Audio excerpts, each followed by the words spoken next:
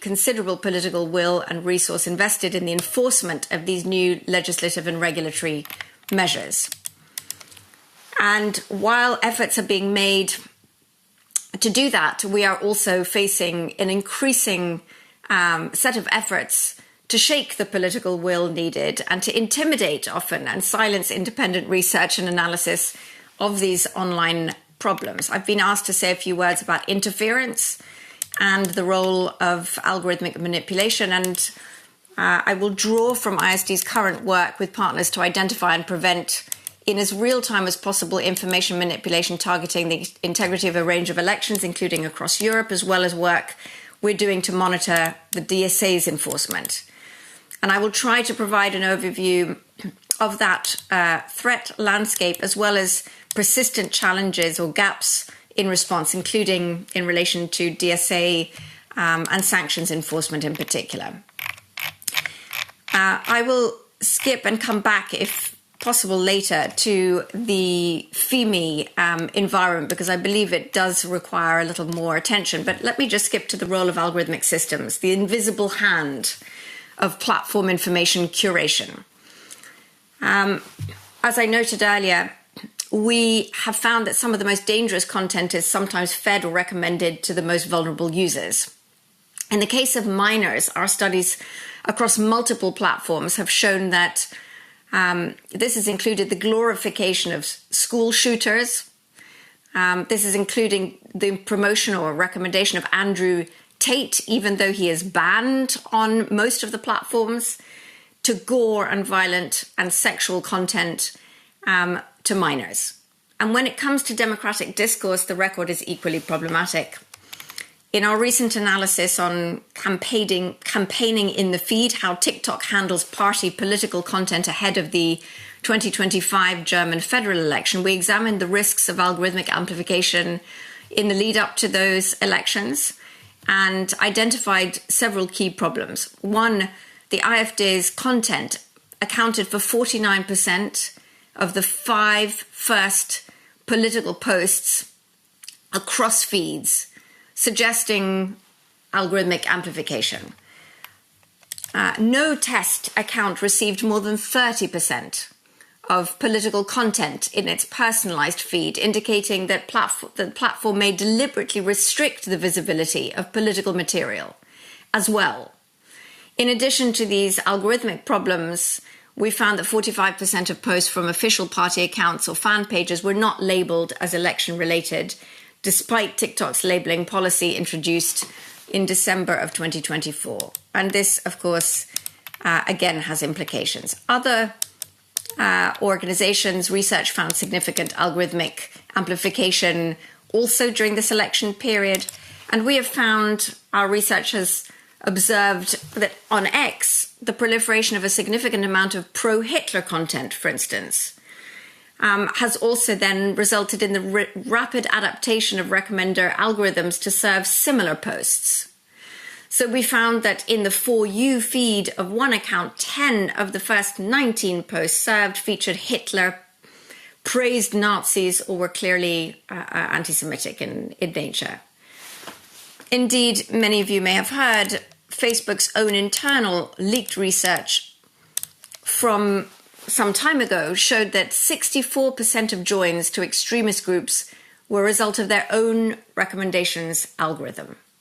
Indeed, ISD's report recommending hate, how TikTok's search engine algorithms reproduce societal bias, showed that almost 2/3 of the videos TikTok's search engine and recommender algorithms perpetuated in our study perpetuated harmful stereotypes. This content systematically associated presumed members of marginalized groups with derogatory and violent search prompts.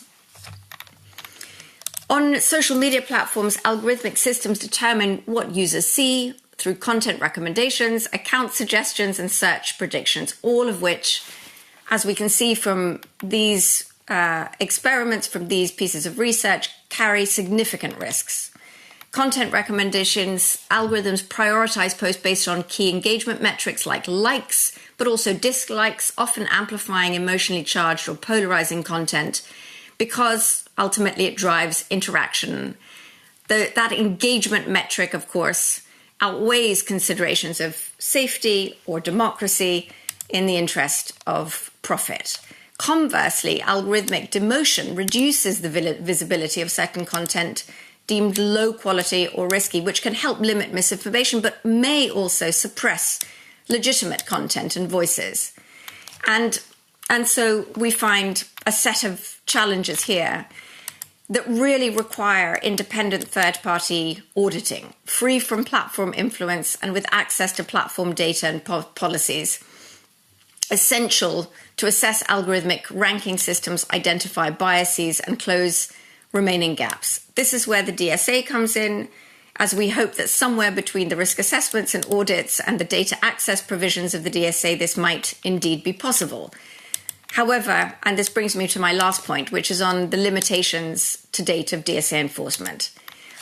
An initial analysis of the first round of risk assessment reports under the DSA, published by the DSA Civil Society Coordination Group, a part of which ISD is, found that design-related risks are insufficiently addressed, and algorithmic recommender systems are identified as one such design-related risk. Overall, the report finds that the selected risk assessment reports to date have offered little consideration of the integral role that platform design, including recommendation systems, play in the creation of risks. Instead, they tend to position these systems as potential mitigation measures. That alone cannot be the response. And so in enforcement of systemic risk obligations, we still see a lack of clear definitions, benchmarks, matrices for assessing systemic risks under the DSA. We still see current risk assessment obligations depend heavily on platform self-reporting, and platforms report what they want in the format they choose with no common matrices. So we urgently need standardized metrics and benchmarks and transparency obligations around reporting methodology. Some hopes that the board review will bring more clarity, of course, we do share, but this has to be addressed. Ultimately, I wanted to just finish on the data access point. Data access is really the ticket to meaningful transparency. And while the DSA aims to improve access to platform data for public interest research, getting access remains, and we have evidence to this effect, slow and labor intensive. And even when access is granted, the data and tools provided are often too limited to be useful. It makes it difficult, therefore, to detect threats at scale, track activity across platforms, or assess whether platforms are meeting their legal obligations. I can go into detail in relation to the limitations that we found, if that is desirable. But I will just finish by saying we are increasingly facing a hostile environment as academic institutions, research organizations, and I believe also regulators are facing a similar set of challenges. And it is going to be absolutely vital, if we are to see the effective implementation and coordination and enforcement of existing legislation, to put the resource and to put in place the measures to protect both the regulators and indeed the organizations, research organizations that create that ecosystem of scrutiny that's so important to ensure that both the rules are enforced, but also that all parties are held to account to ensure that speech is also protected. And so I very much hope that we can have a conversation about how to effectively do that. We cannot collectively afford to do this job poorly.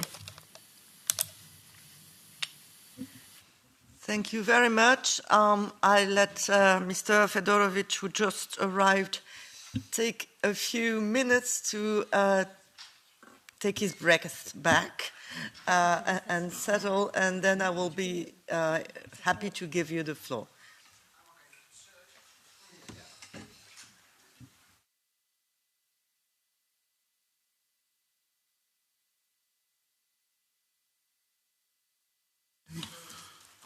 before I give you the floor, just a few words.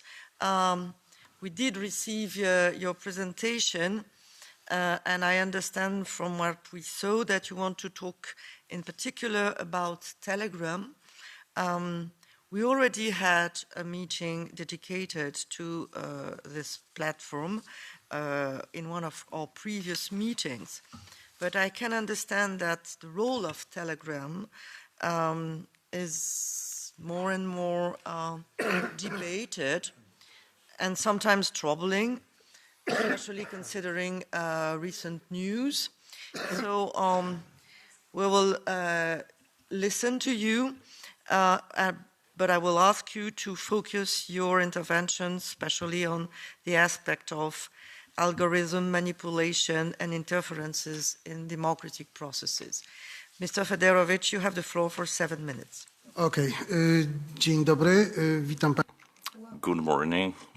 My name is Michał Fedorowicz, and I represent Futura, which is dealing with analyzing the threats to information security. I would like to tell you a few words about Telegram, which is not a well-known social media, but if we were to define what social media will look like in the future, I think we should concentrate on Telegram. On the one hand, we have a following situation.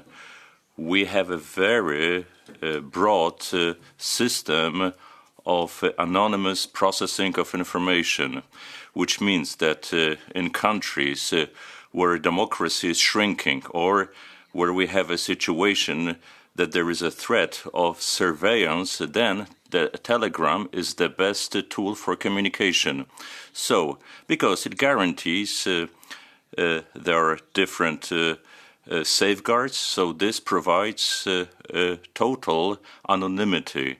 And this anonymity in the past 5 or 6 years has been used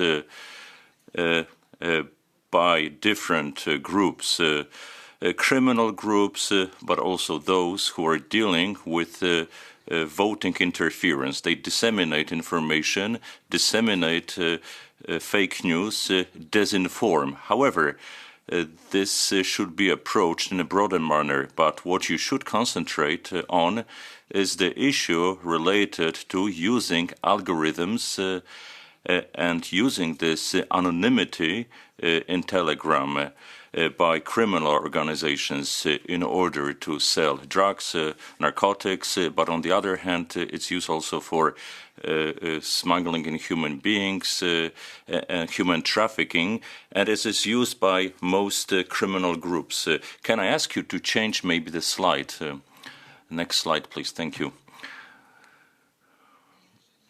And when we talk about algorithms, we have to understand that unlike classical social media, Telegram is divided to thousands of different rooms. If you want to enter this room, you're staying there. There is no way of exiting this room. You have to stay in this channel before you discover new channels. And now, from the perspective of algorithmic analysis, when it comes to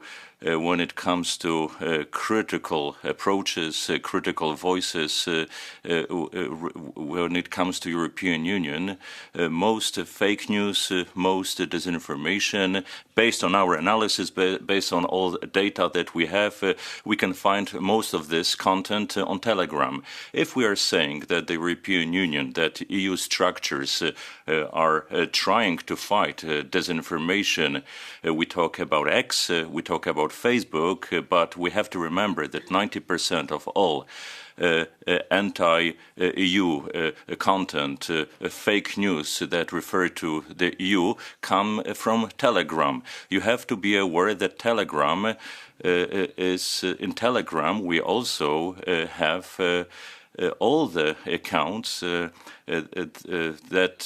from Russian Federation, from Belarus. This is where the they dwell in Telegram. So now when we process X or Facebook, they also get feeds from Telegram. And what is most important from this perspective is the fact that Telegram is the only application or one of the few applications that is outside of any control. State control, because Telegram is free, and even though it originates in Russia, is outside of any state control. And on the other hand, we don't have any access, and we don't know what algorithms are doing there and what the registration process looks like. And on top of that, in Poland, we detected the whole networks of saboteurs who were recruiting agents, sending instructions, coordinated actions against military infrastructure in Poland. And they were sponsored by GRU. And what is more, via Telegram, most agents, influence agents, or most actions that are aimed against the European Union, they can be traced back to people who were arrested. All those were recruited and informed, and they were using Telegram to communicate. And on top of that, we have to remember that Telegram also impacts the so-called swift sales of narcotics, drugs. What it means, if you log in to Telegram, if you enter a channel, if you want to order a drug, then via the application, you can also make payments and the drugs or other illegal things like weapons, document fraud, all this can reach you in half an hour, is delivered to you in half an hour. So Telegram, on the one hand, protects freedom of speech, but on the other hand, it is misused as an application to spread information and to commit crimes online and offline. And what is more, we don't really know how many million users are really using Telegram, because we don't have this kind of information. We only know about declarations, but we don't know the real scale of it. And let me return to algorithms. So today we are discussing social media. We talk about manipulation. We talk about spreading, disseminating disinformation. And we can get in touch with those who develop X, who develops Facebook. But in the case of Telegram, there is no such possibility. There is no control whatsoever. So if you read our report, you will find out that the greatest challenge that is ahead of us when it comes to controlling our algorithms, then you have to focus on Telegram. And this is the application that in the next 20 or a dozen or so months will be impacting the political life in the European Union. Thank you.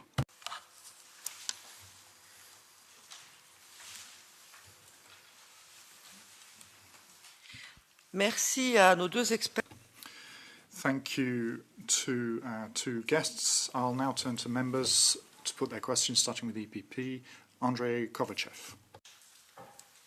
Well, thank you very much, Madam Chair, and this is indeed a very important topic. When we discussed in the European Parliament DSA, DMA, the basic principle was everything which is forbidden offline should be also forbidden online. That is very basic. This is why the discussion about freedom of expression should be also based on this principle. Everything which we are not allowed to do offline in our real life should be the same online. And what we see, unfortunately, in many platforms is that manipulations and algorithmic transparency is misused by third countries, especially Russia, for manipulating and changing political narratives in the member states, especially in front of elections. This non-collaboration of big platforms to be transparent on how their algorithm is working are used by intelligence services, and what we see, they are much clever as liberal democratic users of platforms to know how they can increase the visibility of their manipulative content. I had many examples where we see that the algorithmic content ranking of certain manipulative content coming from the narratives of the Russian Federation is much more visible than the so-called traditional democratic liberal normal content, which sometimes if you register as a politician, your visibility is, and I would like, this is my question about this shadow banning, is much more lower than if you are influencer or content creator on, especially on Meta platform, Facebook and Instagram. But my question is about your experience of our experts on this shadow banning practice of some platforms, especially related after this riots in Capitol. We saw that Meta is trying to selectively reduce the visibility of certain content, and unfortunately by I will not say by that they are doing this willing, but the third country's content is much more visible, the Russian propaganda content on their platforms than the democratic content. Thank you very much. Merci. Pour les SND. Thank you very much for the S&D, Christian Schaldemose. And also huge thanks to our two speakers. Very, very interesting. I have, in fact, a lot of questions, but I will try to narrow down a bit. Two questions to Mrs. Havlicek. You talked about minors. You said in general that we have a lot of good regulation in place in the EU. As long as they are enforced, they will help us. Do you also think that's the case when it comes to minors? I think that could be interesting to know. On data access, the Commission has already started doing what they should do on the DSA, but of course it's good to hear that your experiences, and we will be able to put the pressure on the Commission to act a little bit faster. On TikTok, Mr. Fedorowicz, I have a couple of questions on how you look at it. Since Telegram is still not designated as a very large online platform, do you think that we should work on the threshold so that it becomes lower in order to make sure that Telegram is a part of this? Don't you think, that's one question, and then the next question is, don't you think that if there is illegal content, no matter which size a platform has, then they will have to act upon it. It's not just about DSA, it's in general, if it's illegal, we have a lot of laws in place. So is the authorities not doing enough? Member states responsible for smaller platforms? It's not small, but for platforms that are not VLOPs, is it up to them to do more? Do you think that we... Don't you think that we could do more already in the existing laws? And you spoke about anonymity. Is that an issue you think we should raise as well? Is it possible to consider not allowing anonymous accounts? And finally, to both of you, one of the things that I hear most from the far right, is that the DSA and all the laws we have in place is narrowing down our freedom of speech. What is your point of view on that? I, of course, think it's not true, but how do you look at it? Is the laws we have in place something that is restricting the freedom of speech in Europe? Thank you. Merci. Pour les patriotes, Madame. Thank you, Ms. Geron, for the Patriots. Merci, Madame. Thank you very much, Madam Chair. Thank you to the experts for their contributions.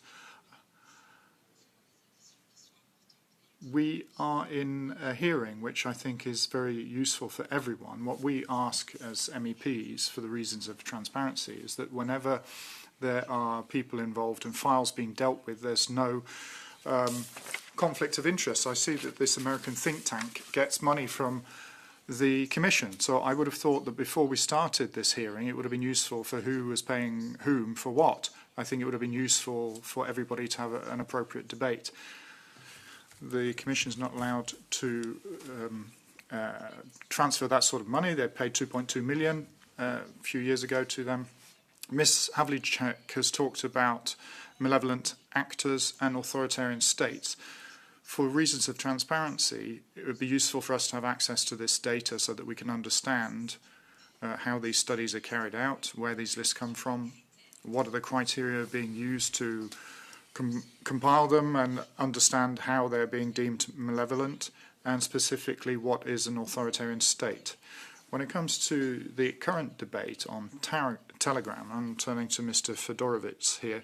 We saw this weekend, Pavel Devov said that the French state had put a CEO of Telegram under pressure when it comes to all the Patriot accounts in Romania were meant to be restricted so they couldn't carry out their actual profession. Now, if Telegram accepted to get rid of all these accounts of the Patriots, how can you justify that trend? And this manipulation must have had an effect on the result of elections in Romania. Thank you. Merci pour ECR. Thank you. For the ECR, Christian Terrace. Thank you so much. I want to raise 2 points. You were mentioning the issue of anonymity online. So there was a discussion, I remember, when we negotiated in this parliament a few years ago, the digital wallet, European digital wallet, and the discussion was that in the near future people will not be able to log in unless they are identified, which means that with a unique ID, when you log in on Facebook, YouTube, whatever, these huge platforms and implicitly the security services will know exactly who you are, despite the fact that you might not have your real name exposed. So how exactly we can protect the right to anonymity, which is a right that any citizen has when is going online and using these platforms. This is one aspect. The second aspect, the algorithms. We had a situation in Romania last year during the presidential elections when the whole election process was cancelled, was annulled, because one of the candidates was able to trick the algorithms, especially on TikTok. So how exactly we could keep a fair balance between allowing people to express their political views, their whatever views they have, and on the other side, especially during the elections, one candidate will not trick the system to get an unfair advantage against other candidates. Thank you. Merci pour les... Thank you very much. Alexander Gazer, no, sorry, Helmut Brandstetter from you first. Merci, Chairwoman. My first question is to Sasha Havlicek. Our Chairwoman said that the platforms do not talk to us here in our Parliament. Do they talk to you in the United States, and what do they say when you mention your criticism? My second question would be, how do you see the DSA? Is it good enough to understand how algorithms work? What would you say we should do? Then you talked about violence, and that's obviously a very big problem, not only in the States, also here. How is the political scene right now, and how is the police working when there is violence in digital platforms in the US right now? And what would you suggest that we should do? Like, for instance, if you put some Nazi content, if you speak like a Nazi in the public in Austria, you will end up in court. If you put it anonymously in the internet, you can't do anything. But how can you when you commit a crime, even when you're anonymous, the police should take you, shouldn't they? So what is your idea as far as that is concerned? And then I have a question about Telegram. You also talked about crimes, about human trafficking, drugs trafficking. What would you suggest we could do to stop that? What would be a European legislation in order to stop that? And probably one more question to Sasha Havlicek. Do you think that the pressure of the American platforms, it already started against Europe? Do you think that will be even stronger in order that we will not have stronger regulation? Thank you very much. Merci pour les verts. Thank you. Alexander Geser for the Greens. Chair, my first question goes to Mrs. Havlicek. Currently, the European Commission's ideas for the Democracy Shield are focusing a lot on fact-checking, media literacy, and election protection. So it's basically focusing on changing people's behavior, citizens' behaviors, rather than the platform's behavior. But from your remarks, we understand that it's rather the platform's behavior that is causing the rise of disinformation and radicalization that is threatening our democracy. So the algorithms, the recommender systems that systematically push that content to users rather than creating a level playing field for all kinds of content. So do you think we should recommend the Commission to focus rather on algorithms and recommender systems in the Democracy Shield? And in particular, I think the Commission should use Article 34 to investigate the platform's mechanisms that lead to disproportionate reach of measurable disinformation. So that is information that is false and where there is a clear intention. If those mechanisms can then be established, it could introduce mitigating measures under Article 35 that recreate a level playing field for facts, that establish more users' choice and more algorithmic pluralism, while at the same time protecting lawful content from deletion. So do you think this would be an interesting measure to recommend under the DSA? And a quick second question to both. You mentioned that if users on Telegram stoke or messages, content stokes anger and fear, the visibility increases by 30 or 40%. And we know that more or less this is true for all platforms. The more you stoke anger, hate, and fear, the higher is your visibility. If you don't do that, that means your content is suppressed because you get less visibility. The platforms make a clear choice to give those people more visibility than to those who work with maybe more optimistic views, nicer images, and who don't stoke hate and fear. Don't you think this is also an attack on freedom of speech? Because that means there is a systemic suppression of democratic parties. And this is exactly what the study on X in the German election showed. Thank you.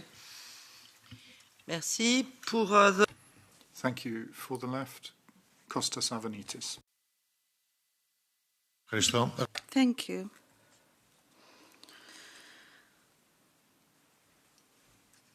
First of all, I have to agree that behind the algorithms there is a human factor. So the problem is not the algorithm, it's not the machine, it's the human being. That's one thing. Secondly, I've heard very carefully the analysis on Telegram. It was indeed very interesting, but is that all what it's about? Don't we have the same tactics coming from Meta or from X? Didn't we have an intervention in the UK by Mr. Musk and in Germany in the German elections? Isn't it an issue? First of all, let me tell you that I am against anonymous accounts. As an ex-journalist, whatever you write, you have to sign for it, because behind anonymous accounts, there is a lot of violence and a lot of hatred hiding. I'll show you my Facebook account. I have tens of anonymous accounts that accuse me as a traitor against the Greeks. They threaten my life, they threaten my family, and there is no context. In Greece, we have another issue now. The Truth, the Group of Truth, a company that was funding another company that was attacking personalities, journalists, etc. We have an issue within the EU. So there is but first of all, we have to follow the flow of the money behind this information. But I have a question here. Isn't it now necessary to create our own European observatory of the European Parliament on a permanent basis, protecting our democracy, protecting all our democracies in this house which is called European Union, which has to be protected from any foreign intervention from Russia, from USA or anybody else? And finally for ESN, Christine Anderson. Thank you. Oh boy, there is indeed a troubling trend, not only here in Brussels, but across the member states also. And that is that the belief that algorithms are inherently dangerous and must be corrected or regulated by the state. But, and that's the point, an algorithm is not a public utility. It is a private editorial product, no different in principle from a newspaper's front page, for example. Just as a newspaper editor may lean left or right, the owner of an algorithmic platform has the right to shape outputs according to his values, worldview, or audience preferences. This is not manipulation, it's called free expression. And in any society that claims to cherish pluralism, free expression must be protected. When we talk about interference, we must not leap to the conclusion that the state should have a mandate to meddle in code, in automated ranking systems that users engage with voluntarily and which are deliberately designed by the platform owners to reflect their own logic and priorities. So my question to both panelists is, do you really believe that the state has the legitimacy or should have the competence to dictate how algorithms rank or recommend content? And where do you draw the line between transparency and outright political interference? Thank you. Merci. Je vais... Thank you very much. I now give the floor to our guest to answer. Maybe I can just add some factual information on the question that Ms. Joron raised concerning the declaration on the CEO of Telegram. These are accusations of Pavel Durov. We do not know if these are facts. We haven't seen any evidence from him at all concerning these allegations, which are serious and which I don't think can be just thrown out by somebody who has issues with justice without any substantiation to support those allegations. I'd like to say that we avoid saying just because somebody has used a platform of which he is the owner to launch allegations, we still are European democracies. We have a right to expect proof of those allegations. I'd now like to give the floor back to our experts.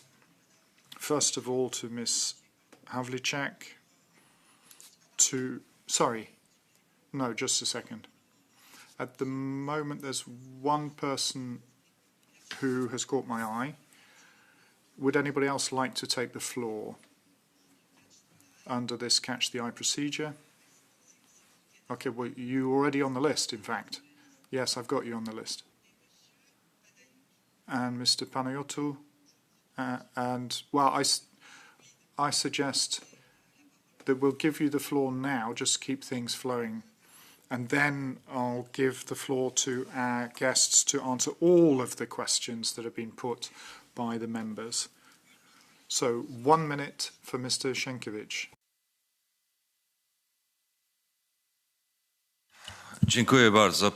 Thank you very much, Madam Chairman. Thank you, Mr. Fedorowicz.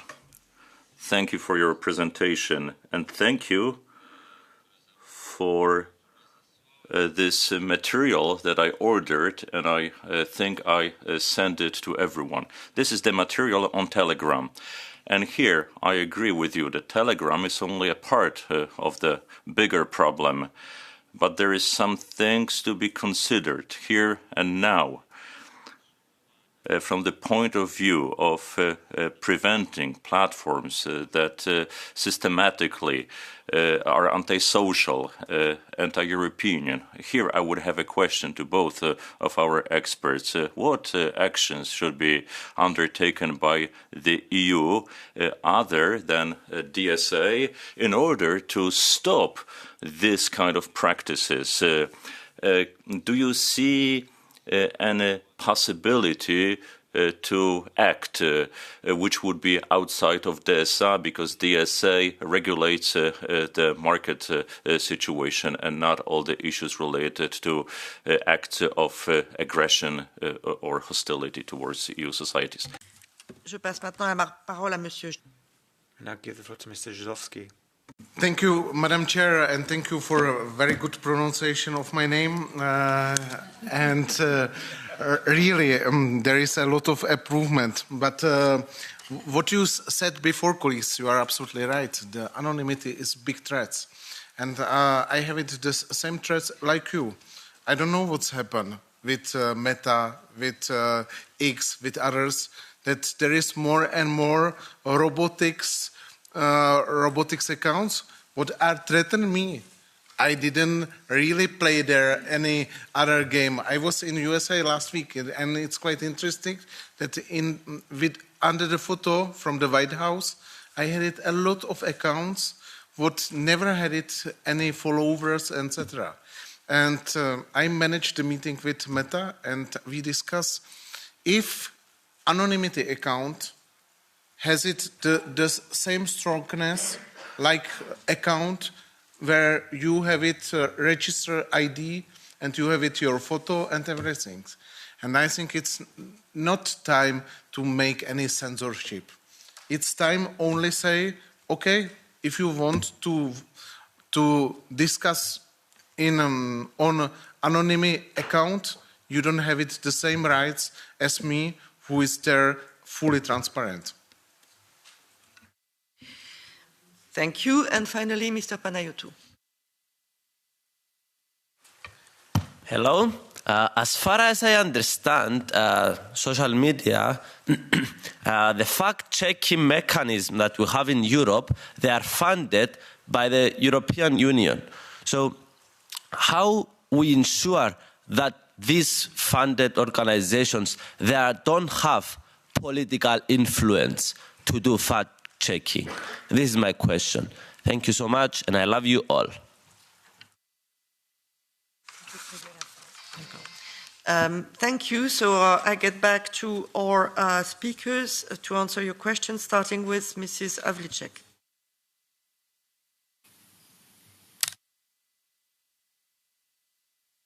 Questions. Let me just start with the question that was raised about the Institute for Strategic Dialogue, ISD's independence. Firstly, we are an organization that operates in a number of different geographic regions around the world under different legal entities, complying entirely with charitable law wherever we operate. We have very strict rules in place in terms of independence. And in fact, we do take grants and funding from a variety of different sources to ensure that we are in no way dependent on any one donor. This is commonly the case with non-profit organizations like ours. Our independence rules and guidelines can be found on our website, as can, in fact, all the donors that support our work. Those pieces of funding are, in fact, for specific areas of project work in line with our charitable mission, and not, in fact, for core support of the organization. This, along with other measures, makes sure that the work is entirely independent. The methodologies of the organization in relation to the research that we do can be found detailed in every one of our public-facing reports, and we are always happy to present and embellish any of those findings if people have queries about the work that we have done. Again, please do find those reports on our website. Happy to answer any further questions. Let me come to, I will group the questions if I may. There was a question raised around the challenges that have been identified in terms of shadow banning. A question raised also on the framing of regulation in relation to limits on freedom of speech. And so I would like to just bring this together. Indeed, I believe that there has been an attempt to disingenuously frame, in fact, a dichotomy between somehow free speech on the one hand and regulation on the other.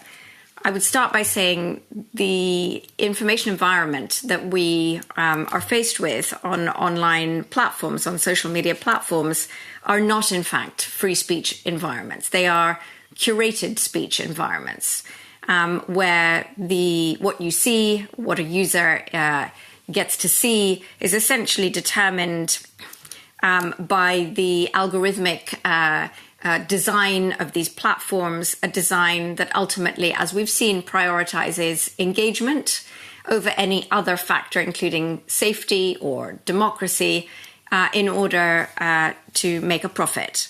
And so we are looking, ideally, I believe, for the kind of regulation that gives us access to the data that enables real transparency. I believe that in authoritarian environments, the reaction to online harms is in fact censorship and control. In a liberal democracy, the approach needs to be mandated transparency. I say mandated transparency because for a long time we have in fact asked, as I believe have you, the platforms to share certain aspects of their operations, including information about decision-making behind products, access to metadata, again, not access to any form of protected information, the algorithm itself, anything like the super secret source of how they make their money, but rather metadata so that we can, in fact, not just ourselves, but many others can evaluate the extent to which their products, their systems, including algorithmic systems, impact, in fact, the harms that we're talking about today, the extent to which they may be biased in one direction or another. And I believe that whatever political position you have across the spectrum, you have an interest, and indeed the public has an interest, to understand what those biases, what those distortions in the information space might be. Currently, we don't have access to that data, and there is no ecosystem of scrutiny that would be able to tell us how far is in fact shadow banning occurring on these platforms, how much speech may be being suppressed or perhaps downranked.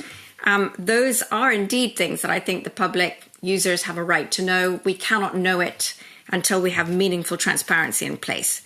And this is why we feel so strongly about the data access provisions in the DSA. And we are currently really encountering big problems there. And I will go into some detail if that's okay, but getting access to platform data, as I've said, even under the auspices of Article 40, is slow, inconsistent, or sometimes denied altogether. We've done a number of experiments of this, have requested data, and we've faced long delays in obtaining approval. At times, when we've received approval, we're only delivered that data weeks later, which prevents the kind of real-time detection of some of the threats that we, for instance, seek to identify in the context of elections. In other cases, access has, in fact, been denied, even though there seems to be no clear basis for that.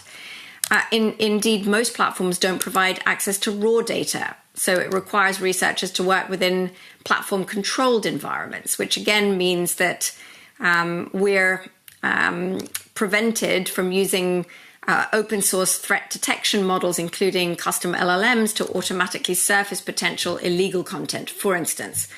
And it's very difficult to compare or combine data across platforms, which requires, which uses different tools, formats, and eligibility criteria, and that fragmentation makes it very difficult to identify and understand threats that operate across multiple platforms, which of course is a common feature of harmful activity online.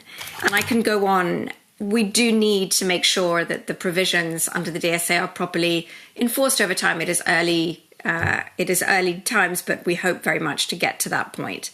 I will respond to the point that was made about algorithms simply being like an editorial policy, a matter of speech themselves.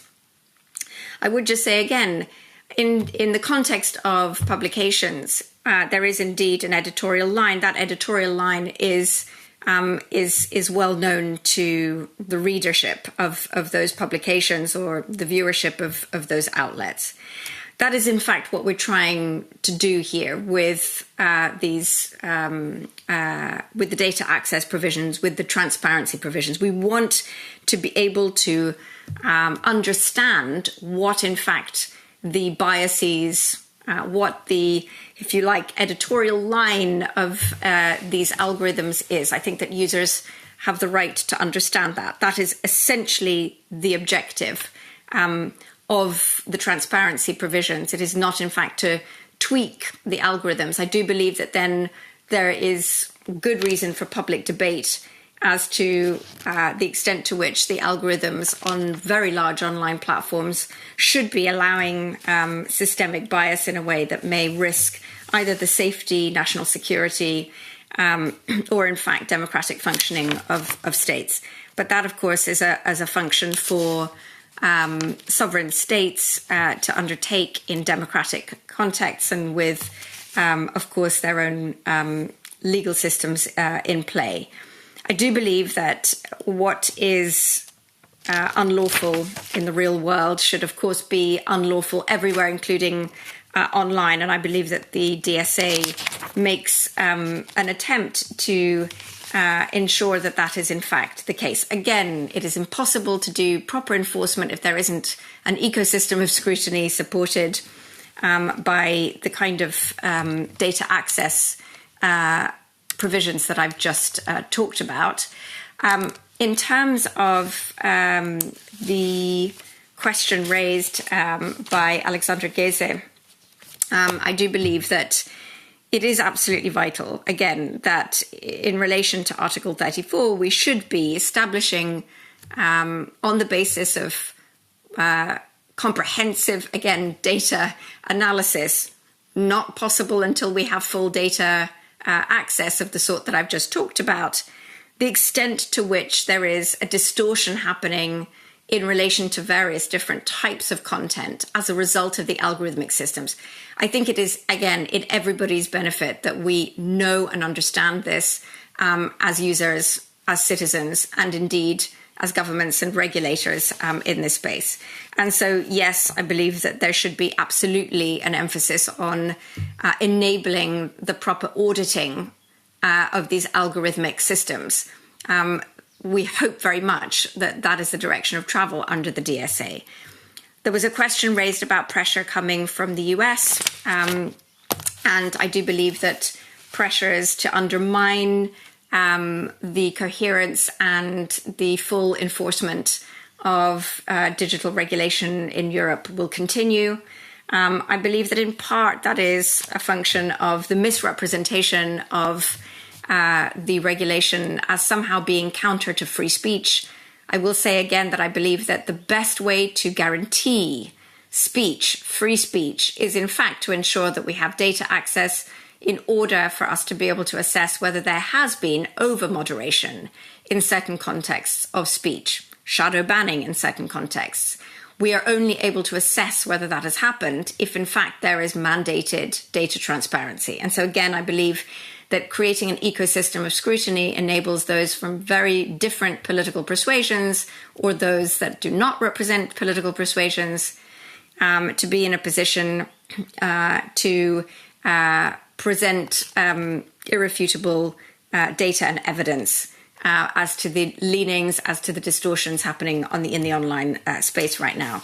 If we see a weakening in resolve in relation to the important strides that have been made in Europe and in other countries on transparency-based, systems-based regulation, I believe that our adversaries will take full advantage. And indeed, I believe that they have been emboldened in all the research and analysis that we have done on authoritarian interference over the last year shows that they are in fact ramping up and becoming more sophisticated in their interference and in their manipulation. This would send a very, very strong signal that they would be permitted to do more of that, and I think would be extremely dangerous. I was also asked to define what an authoritarian state is, and I believe an authoritarian state is one in which checks and balances of political power cannot, in fact, be executed by citizens. Can you please conclude? Thank you.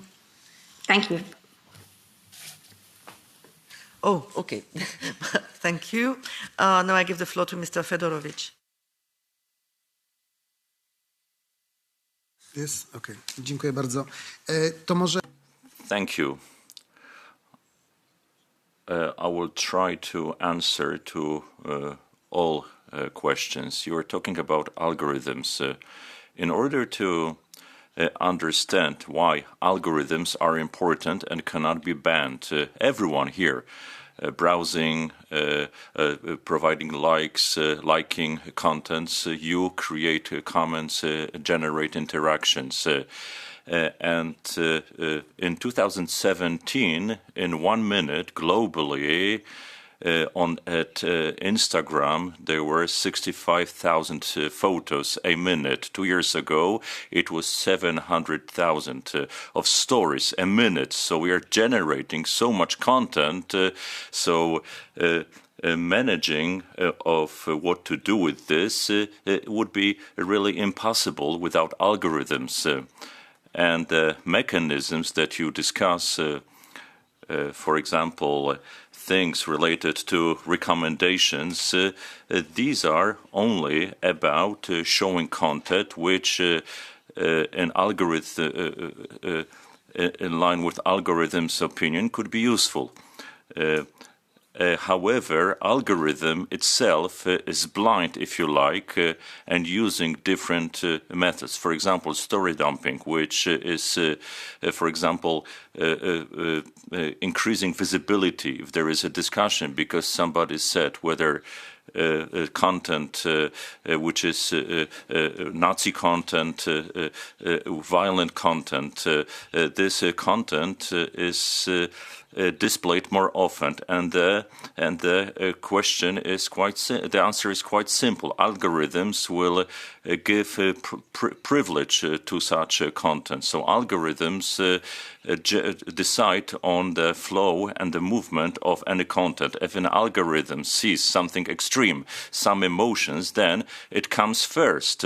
So from this perspective, we could only say change the following method. So not those posts which are most recommended, and very often it is chronological. And the problem of algorithms and recommendations would disappear because content displayed in a chronological manner, which would not have this story dumping mode, would disappear because a number of content generated by users will overflow them. And there is yet another issue. Somebody asked a question about DSA registration. If we look at smaller media platforms, I think that DSA should be, just like in the case of registering vehicles, the same should be for platforms. They should be registered and checked. This is not about users' data, but we should understand on what basis a content of a given platform is displayed. And it should be no secret. We don't know, for example, why some video content on YouTube is displayed, other is not. You talked about shadow banning and shadow posts. We do not know these rules, so this is a reversed discussion which we can compare to the use of weapons in the United States. And in Europe, we always talk about the freedom of speech. In America, they talk about the amendment to the Constitution. We talk about the freedom of speech, but we do not know the rules. No one here really knows on what basis algorithms and social media work. So we have introduced and we are using products which are incomprehensible. It is not about building Facebook or X from scratch. The problem is that we do not have the knowledge on this.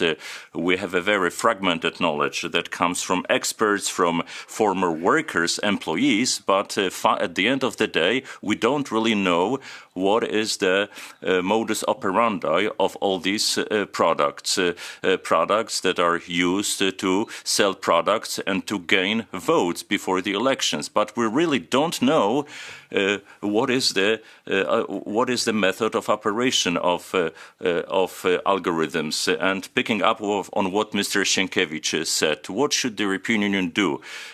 Also outside of DSA, the answer would be quite simple. EU institutions should know what is the basis for the operation of systems that are used by their citizens. We are all in favor of the freedom of speech. We do not want to decide who should come first, who should be allowed to say and what, but without the knowledge of the system, about its operation, about its method, why is something happening. For example, between 3 videos, I am shadow banned. Why do I have fewer likes, and when it comes to other content, I have more likes. Laughter does not work, but anger works. This is a simple instruction, and I think that every supplier, every provider of this kind of service should register this. And when it comes to small platforms, returning to Telegram, because you asked whether other social media have the same functions. They do, but they're less developed. And other systems are not as popular among criminals and those who disinform, who also impact the views of voters. And we don't know whether a given platform is small or large. We have a product which operates on the European market, but we really don't have any manual, if you like, any instructions. We don't know what's inside.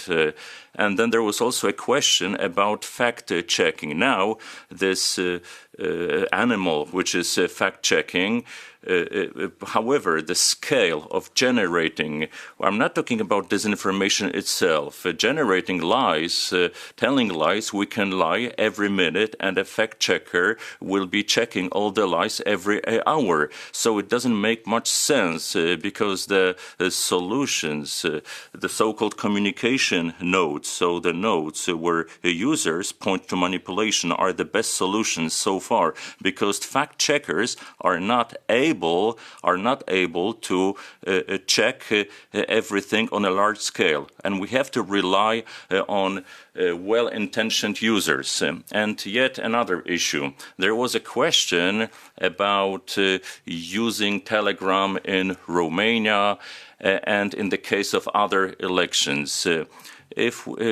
I would not concentrate on a given country and on a given election. It is about a modus operandi when we talk about the aggressive impacting, influencing electoral processes.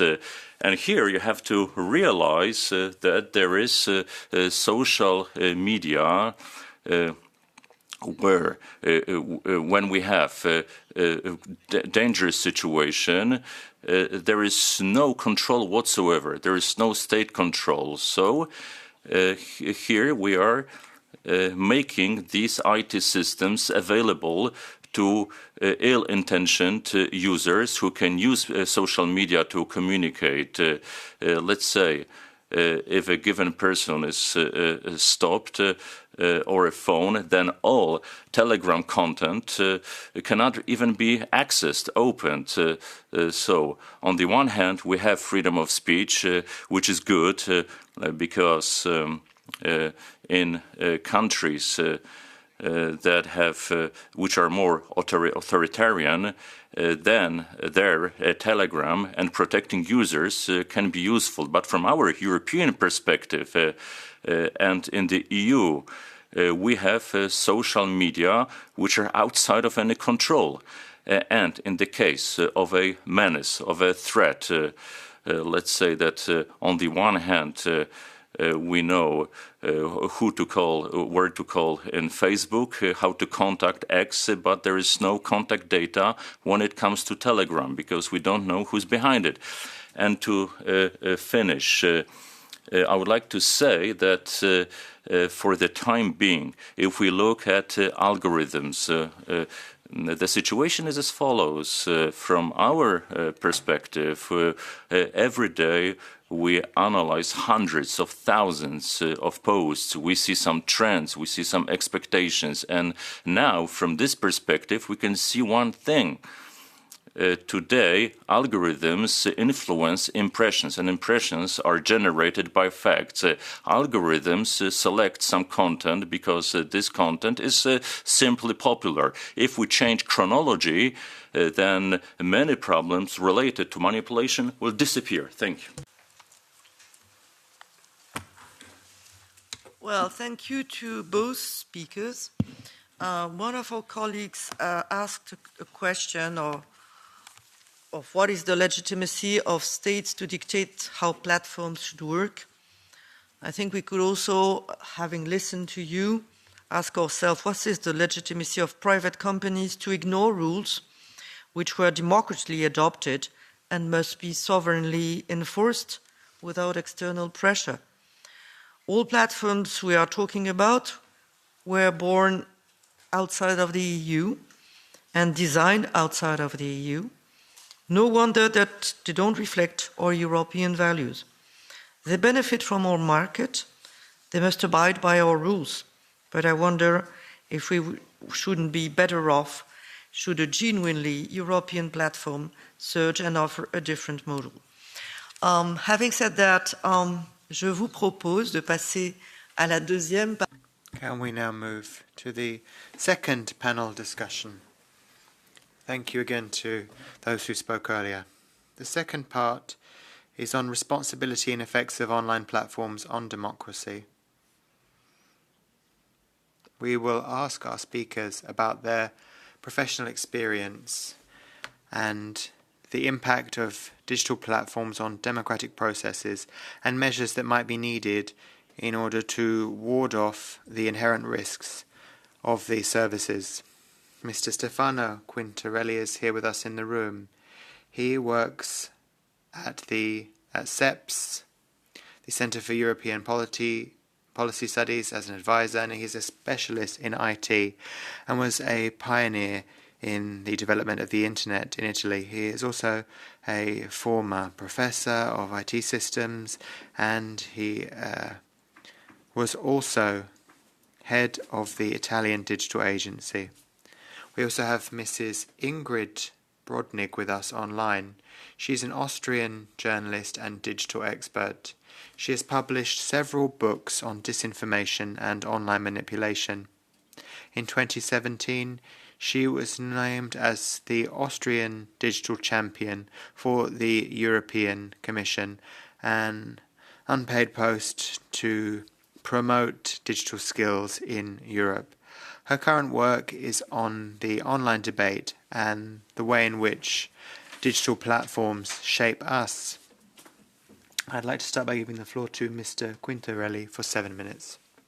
Members of the Parliament, thank you very much for having me here. I apologize, I have a bronchitis, so I'm sorry. First of all, I'm a senior advisor to CEPS. CEPS is the Center for European Policy Studies. It's an independent organization It is a membership-based organization with more than 150 members. None of the members can contribute more than 2.5% of the annual income of the center. I'm a senior advisor, external senior advisor to CEPS. But perhaps more importantly today, I am a venture capital manager. I founded a venture capital firm, and I proposed and followed the implementation. Thank you very much for the water. I proposed and I followed the implementation of the Italian digital identity infrastructure, and I contributed to the I gave some contributions to the EUDS regulation in Europe. The Italian digital identity infrastructure now is used by more than 40 million people, so basically almost all the active persons in Italy. Okay, why did I say that the venture capital position is interesting? Is because it's relevant. Is because from there I have a view of what is happening. I have just recently invested in a company that is called ADEM. ADEM has more than 1,300 data points of 260 million persons in the USA, and we use artificial intelligence to target, deliver messages, and retarget those messages with laser focus on specific people, tracking the effectiveness in near real time of the message and retargeting the users. So 1,300 data points for each person, updated in near real time, is not anonymity. There was a cartoon in 1993, you probably have seen it on the New Yorker, a famous cartoon, on the internet nobody knows you are a dog. Well, on the internet everybody, except you perhaps, knows everything about everybody. So there is a deep, deep, deep knowledge of all users. The point is that this is asymmetric. What we see from the outside is not what the intermediaries see from the inside. This company that we invested in is a European-born company, but it's not operating in Europe. And they have decided to avoid sensitive content like gambling, weapons, crypto, etc. And I believe that this type of operations should be regulated way more than they are now. Transparency, reporting, auditing, it has been said before, it's very important, at least on some sectors, and perhaps rule out the usage of these technologies in some specific sectors. If we can go to the next slide, please. Okay, next. Okay, perfect. So we have an issue here. We have to balance the right to express oneself and the right not to be misinformed. It has been brought before. There are some things that are facts. Speed of light is not decided by majority, but not everything is black and white, and we cannot have a minister of truth. And you see, what has happened is that the digital dimension of the world has brought us a scale and speed of events that are significantly higher than those that were previously in the analog dimension of the world, in the traditional physical dimension of the world. Another point that I want to stress is that present regulatory paradigms are not God-sent. I mean, we have just gone following a path, but we could change the path of regulation. Regulation is focused on intermediaries. We allow recommender system for all topics, black and white. Nobody has said that we need to have the possibility of using recommender system for all topics. There might be sensible topics. We have an interpretation of free speech as every user can reach any and all users in real time with any message. Is this really what the possibility of freedom of expression is about? Before the digital dimension, before this social media, etc., we used to have a regulatory ladder. I mean, you have different regulations. If you talk to friends in a pub while we're drinking a beer, you have almost no rules. If you use a stencil machine to duplicate stuff and propagate in the school and the university, you have different rules, where to put it or not put it. In Speaker's Corner in London, you have some rules. And of course, if you manage a mass media, you have other rules. There is a regulatory ladder or rules associated that has always been associated to freedom of expression. Next slide, please.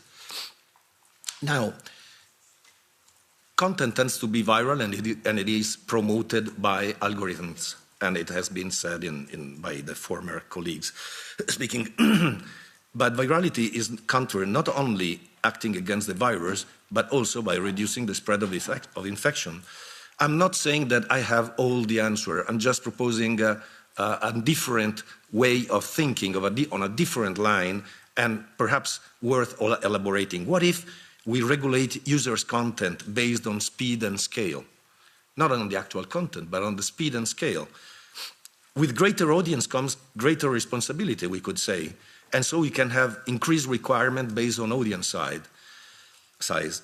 We could regulate speed by introducing friction in spread of messages. This has been done successfully in Taiwan during COVID pandemic. They had, I'm not going to articulate because I'm going to lose too much time, but it has been done successfully, introducing friction and giving time to respond to the spread of messages. Ensure freedom of expression for European citizens. We have some tools that we didn't have in the past. We can leverage AI. Interestingly, nobody spoke about AI before, but we have AI now. AI is heavily used by intermediaries. It's not heavily used by us defending from contamination. And we have EUDS. EUDS has been mentioned before, the digital identity. We had EUDS since 2014 now, and now we are going to have the digital wallet, and there is going to be an amendment whereby we're going to have a mini wallet to assess the majority, the age 18 or more for people accessing certain platforms. So this is going to come. By leveraging AI and EUDS, we could have different procedures for different type of contents and different levels of responsibility. We could ensure anonymity is very important. We have to balance the anonymity and the right to not reveal one's identity to those who are not entitled to know it. But bearing in mind that intermediaries know about ourselves much more than we do about ourselves. The point here, the whole effort could be aimed to reduce the number of cases, to a manageable scale. Because analog institutions are slow and limited, while digital phenomena are almost, they scale infinitely. So this is my contribution to this discussion, is perhaps we should try to look other ways, not just regulate the platforms. Data, as Professor Havlicek said before, data transparency and DSA is key, having the data is key. Fedorowicz said before that there is an impossibility of checking at scale. We could leverage AI and EUDS in order to reduce the scale and bring them to a manageable scale, to reduce the spread and the speed of disinformation. By some contents are clearly true, the speed of light, some other are debatable. We could decide that we need to protect European freedom of expression, but not necessarily Russian freedom of expression in Europe. And thank you. Well, that's pretty much all. I will come up with the answers to your questions. I have much more to say. Thank you. Thank you very much. Now I give the floor to Mrs. Ingrid Brodnik online for 7 minutes. Thank you very much. Thank you for this opportunity to speak at this hearing. I want to address one major concern I have. It's the concern that we are making steps backward, not forward, regarding how digital platforms fulfill their responsibility to address systemic threats to democracy. And let me give you 2 examples. Once again, I would like to quickly touch upon algorithms because they show how much could be done and isn't done. Perhaps you all know this. In 2020, an important anecdote was published by the New York Times. The New York Times reported that Facebook, Meta, had worked on an algorithm, which was quite interesting. First, people had to rate content on the platform, whether it's good for the world or bad for the world. And with this information, this algorithm was trained, which seemed to be quite good in finding content which is considered by many people bad for the world, problematic content. And then this content was made less visible. And this was actually a success with one problem. Facebook also saw that the number of sessions of their users went down, which means people would less often open up the app. So they had a nicer, more constructive online platform, but they had less sessions by their users. So they did not use this algorithm.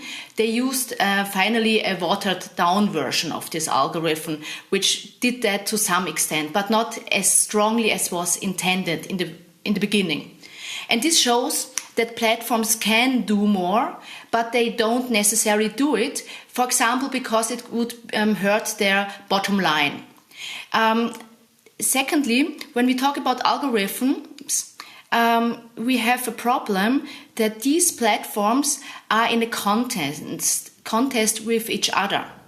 And we see, in my opinion, a race to the bottom regarding attention-grabbing algorithms. Let me explain this quickly, because I think it's important to explain this again and again. So, I guess all of you are aware how Facebook's basic logic works. The basic logic of Facebook at least used to be that engagement, how many people like a post, how many people comment a post is very important regarding how many future people will see the post. Engagement is used by Facebook as an important signal if something is worthy to see for many people. And now comes TikTok, and TikTok changed that. I guess most of you are aware. TikTok changed the logic of algorithms, and now is important the watch time, how many seconds you stay on a post. And why is this an important difference?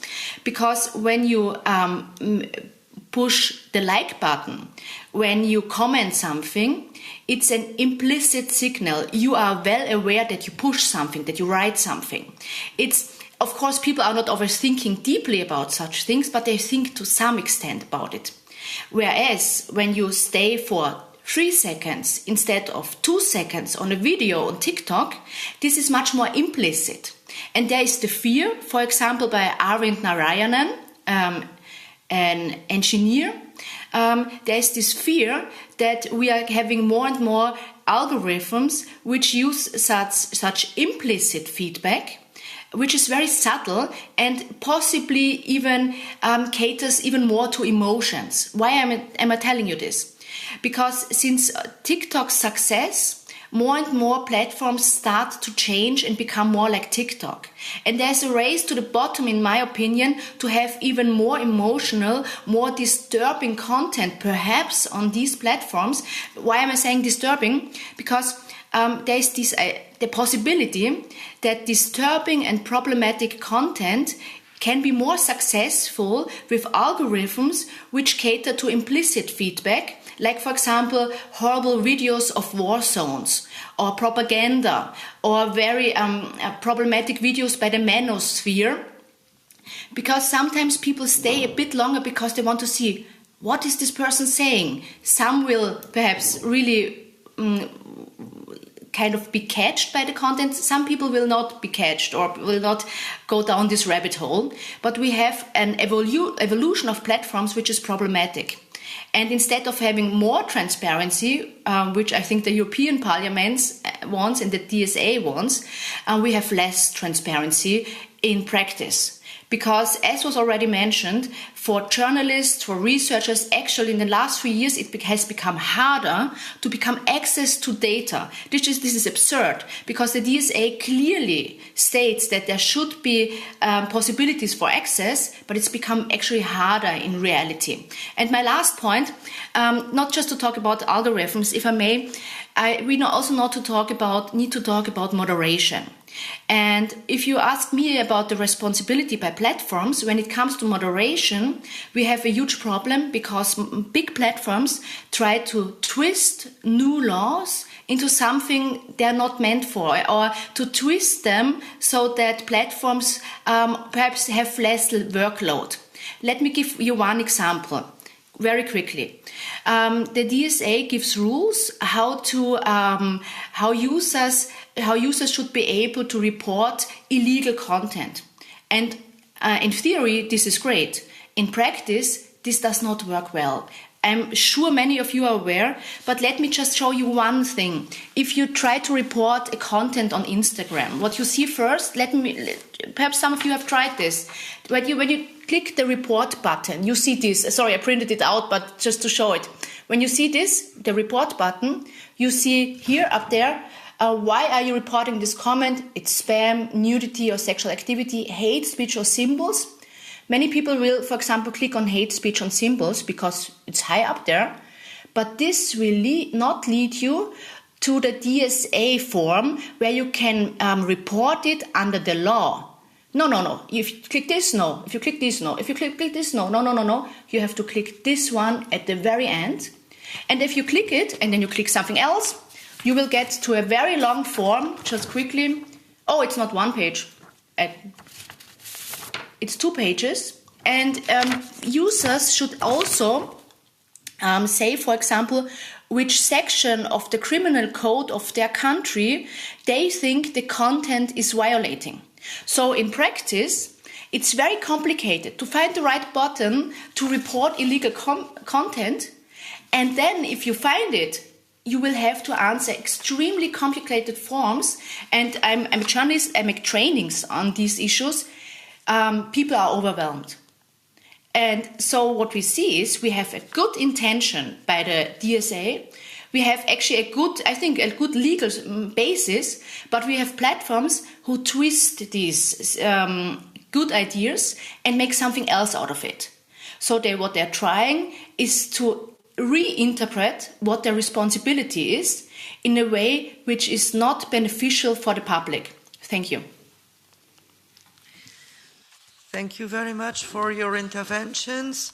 Now I will give the floor to our members, starting for EPP with Sandra Cagnete. Thank you, Madam Chair. First of all, I would like to thank both experts for your valuable contribution, which makes me as a person of 70, like I'm listening to completely another dimension and world. But nevertheless, I'm in the politics and I'm very conscious about all different ways of interference via online platforms to our politics and democracy processes.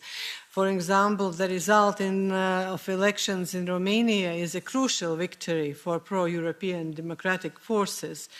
And there we have seen firsthand of effectiveness of foreign illicit campaign funding and manipulation of TikTok algorithms and the use of Telegram to undermine Romania's democratic institutions.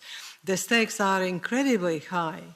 Russia is not so far from installing a puppet government in an EU and NATO member state. This should be abundantly clear that Russia will continue to aggressively attempt to influence electoral processes in all EU countries. And our elections will remain prime targets for Russia's influence operation via online platforms. During the previous term of the European Parliament, the Parliament established special INGE and INGE II committees on countering foreign interference in democratic processes in the EU, produced a wide range of recommendations in domains such as resilience building, cybersecurity, election interference, covert funding, political activities, deterrence, attribution and countermeasures, including sanctions and global cooperation, and also on algorithm transparency. This is a limited progress which has been made in fulfilling these recommendations, including also the respect to enforcement of DSA, Digital Service Act. But there still is so much work to do, and we are lagging very much backward. We also have to learn and draw the lessons from the case in Romania, because this case certainly will not be the last one. Thank you. Thank you. For SND, Christelle Schaldemose. Thank you very much to our two speakers. I honestly don't have that many questions. I just want to thank you very much for highlighting many of the things you did. Ms. Brodnik, you're touching upon the business model of the platforms, and that's honestly one of the issues here. When it comes to lack of goodwill to make it easy for people to report to authorities, I think this is something that I will bring back. I'm chairing the IMCO's, the Internal Market and Consumer Protection Committee's working group on implementation of the DSA, and I think this is a topic for us to discuss with the Commission there as well. I think a very good sentence of today is free speech is not free reach. I think that's a good sentence that I will bring with me. So thank you very much. No questions. Merci pour les Patriotes. Thank you, Ms. Joron, for the Patriots. Thank you, Chair.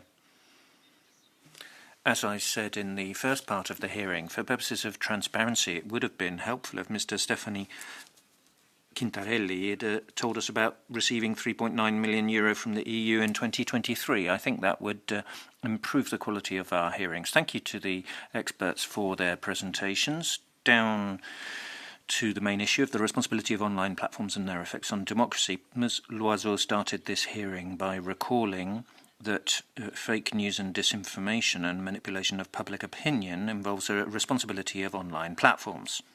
Fine. Let's take an example. I have this in front of me.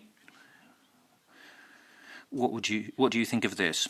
You were asking for proof, Ms. Loiseau? Ms. Loiseau, chair of this committee, has said that two MEPs went to support the far-right candidate using taxpayers' money. Where's the evidence? You have a public figure disseminating information with the aim of manipulating public opinion. Sound familiar? How can we combat that? You mentioned that it's not a right to misinform. We heard similar things from Mr. Quintarelli. How do we deal with this? Is it the responsibility of a platform to combat such forms of speech? What kind of framework do we have for that? How do we react to that? Because as you can see, we've got fake news on all levels. And as Ms. Loiseau said, it's better to back up your claims with evidence. I've just done so. Vous me dites donc que... Ms. Joron, you're saying that no MEPs went to Romania to support a far-right candidate then, are you? Thought I'd seen some photographs of that.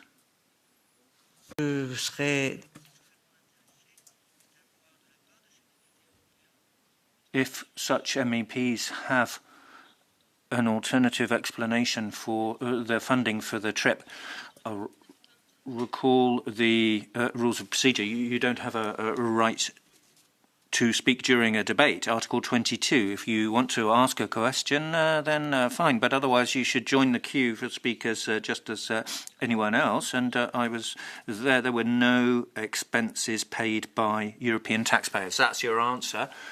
So you were spreading fake news, and my question is, what do we do about such fake news being spread?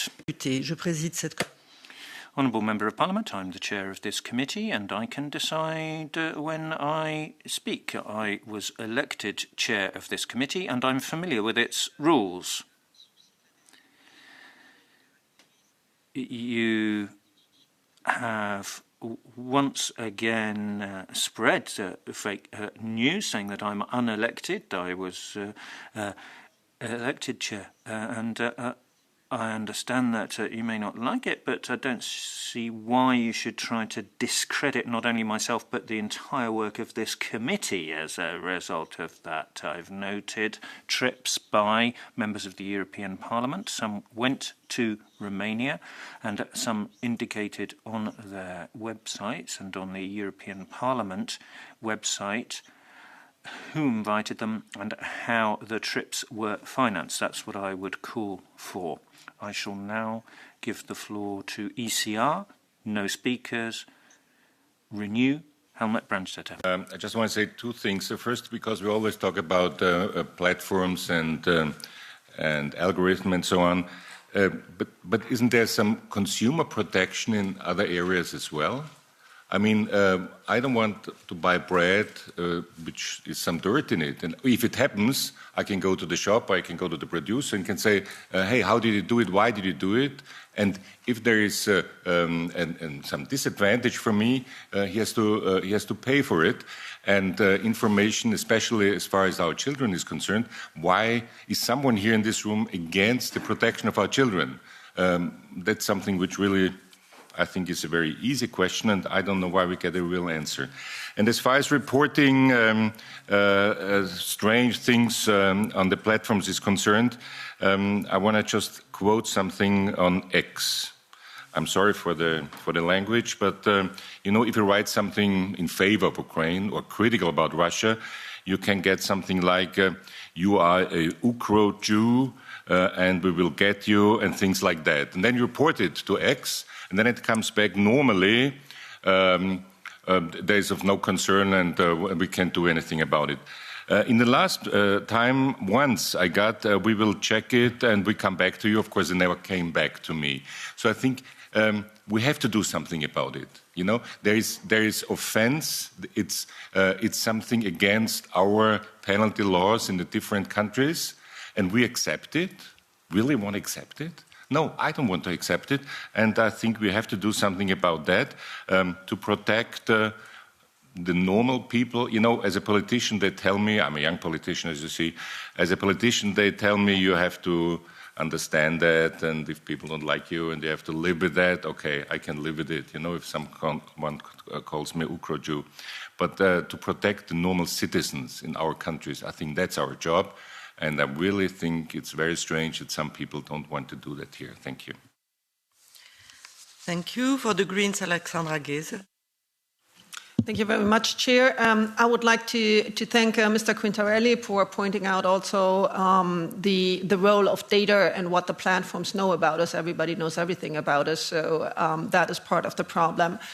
But I would like to come back a little bit to the freedom of speech issue. You said every user can reach, it's not the right that every user can reach everybody and all users in real time with any message. This is basically what René de Rester called speech is not reach. We know that René de Rester has been the object of a really huge harassment campaign by Jim Jordan. Her job has been taken away. Her department investigating Russian and Iranian disinformation has been shut down, and so on. So this is really one of the core of the problem.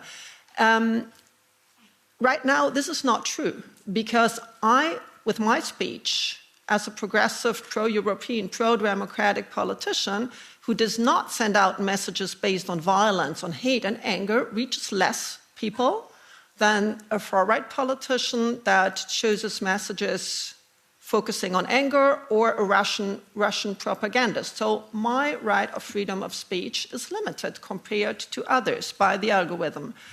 I was at a conference a few weeks ago in Chicago. There was the chairman of the FTC, Andrew Ferguson. This is basically the head of the US Enforcement Agency, expression of the current government. And he was explicitly asked, Do you think if a content or a person is downranked, shadow banned, the message is still online, but very few people can see it compared to others? Is that still freedom of speech, or is that an infringement of freedom of speech? And he said, this is freedom of speech. We will not go against shadow banning. We will not go against downranking certain people. It's just when the content gets deleted. And I don't think in Europe we have the same idea of freedom of speech, that you can systematically, companies with the courage of the government, kind of content can be systematically limited. So coming back to the algorithms, and that's also a question to Mrs. Brodnik, you said you focused on implicit versus explicit choices. Now it's implicit choices, how long you watch a video, do you engage with it? What about having algorithms that focus a lot more on the explicit choices that people make when they say, this is the kind of content I want to see because this is not respected by platforms today? Do you think that would be a way forward? Thank you. And I would like all our colleagues to respect their time of 2 minutes because we are running out of time. ESN, Mrs. Anderson. Thank you. Well, before we rush to blame platforms, we should not forget online platforms have done more for free speech than many governments ever dared. For centuries, publishing power was held by only a few monarchs, kings, churches, state broadcasters.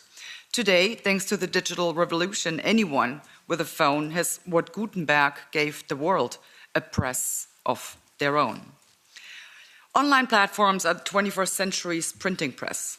They have amplified voices from every corner of society, from the world, from whistleblowers to exiles, dissidents to working-class critics. Yes, there is chaos and misinformation. But as John Milton already said in the 17th century, give me liberty to know, to utter, and to argue freely according to conscience above all liberties. Online platforms have democratized the liberty of free speech. They've given voice to voiceless. They've exposed corruption, connected dissidents across the border. Yes, there is also some noise and some nonsense, but free societies are built on the ability to sift through that nonsense and the noise and not to silence it. So my question to the panel is, shouldn't the responsibility for sustaining democracy rest first with informed, engaged citizens and not with tech executives or EU regulators? And if we continue outsourcing that responsibility, are we not at risk of hollowing out the very civic resilience that democracy depends on? And finally, Mr. Quintarelli, you mentioned in your presentation, of course, we cannot have a ministry of truth, and I might have heard some regret as you said that. But nevertheless, you said it at least. But isn't what we are discussing here exactly that? The establishment of a ministry of truth? Thank you. So now I give the floor to the speakers to answering the different questions. I have started also a Catch the Eye. I already have quite a list of people interested in talking in the Catch the Eye. But first, answers from our speakers, 5 minutes each, starting with Mr. Quintarelli. Okay, thank you.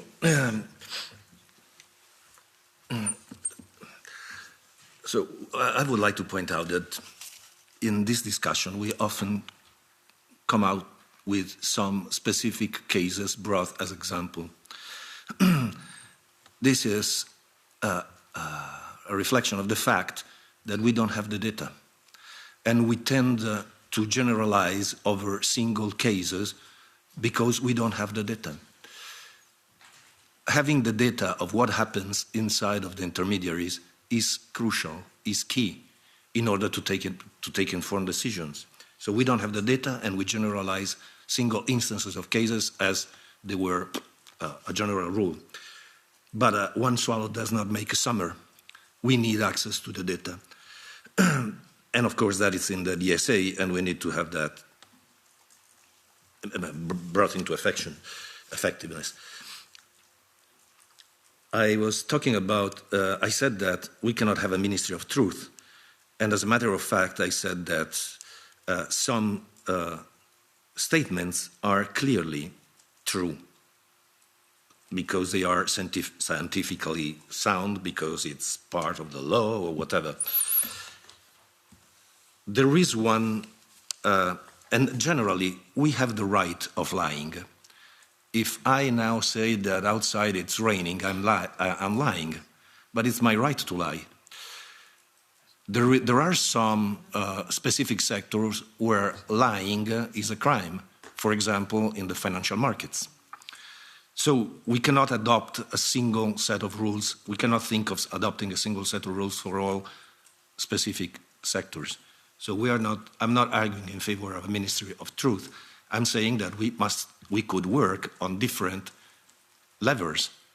And I mentioned speed and scale. And I talked about protected anonymity. Protected anonymity is a concept where the user has the right of not disclosing his identity, his true identity, to somebody who is not entitled to know it. So in case there is a crime, there must be the possibility of getting back to that person and having that person accountable. There are different techniques about this, to do this. One of the aspects of speed has been clearly demonstrated during the pandemic in Taiwan, as I briefly mentioned before. Audrey Tang, the digital ministry in Taiwan, started a campaign that was called Humor Over Rumor.